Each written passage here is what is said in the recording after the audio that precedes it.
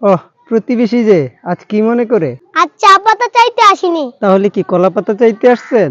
না, চিনি লাগবে। চিনি নেই, গুড় আছে। আমি গুড় দিয়ে চা খাই না। একবার খেয়ে দেখেন, ভালো লাগবে।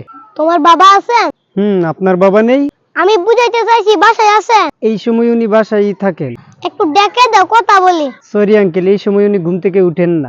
এখন তো বেলা 12টা বাজে। উনি দুপুর 2টা বাজে উঠলেও গুড মর্নিং বলে, উনি বিকাল 4টা বাজে উঠলেও গুড মর্নিং বলে, এমনকি সন্ধ্যা 6টা বাজে উঠলেও গুড মর্নিংই বলে। কি বলো, পুরোটা দিন ওনার কাছে সকাল।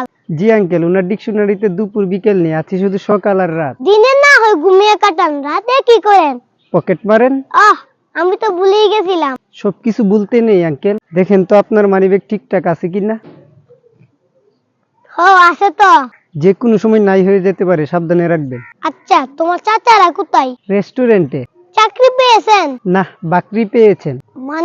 মানে উনারা চাকরিজীবী পরিচয়ে স্ট্যান্ডের মোড়ে নতুন রেস্টুরেন্টে বাকি খেত, বেতন পেয়ে বিল পরিশোধ করবে, কিন্তু উনাদের তো চাকরি হয় না, বিলও পরিশোধ হয় না, তাই রেস্টুরেন্টের মালিক উনাদেরকে রেস্টুরেন্টে এই কাজের জন্য রেখে দিছে। ছোট হলো এটা একটা চাকরি। খাবার পরিবেশনের জন্য না, থালা বাসন ধোয়ার জন্য। তাহলে ঠিক আছে, এটা চাকরি না বাকরি।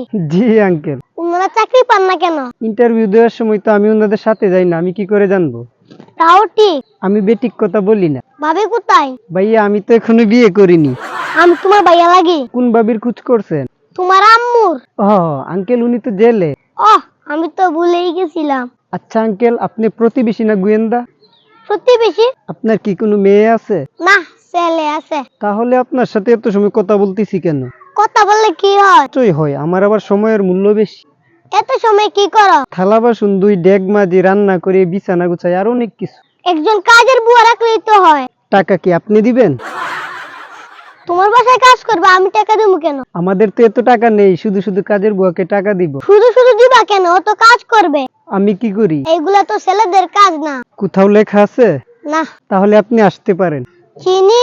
সামনে একটা দোকান আছে, আমার নাম বলে টাকা দিয়ে নিয়ে আসবেন। টাকা দিয়ে আনলে তোমার নাম বলবো কেন? কারণ দোকানের রাস্তাটা আমি দেখিয়ে দিছি, তাই।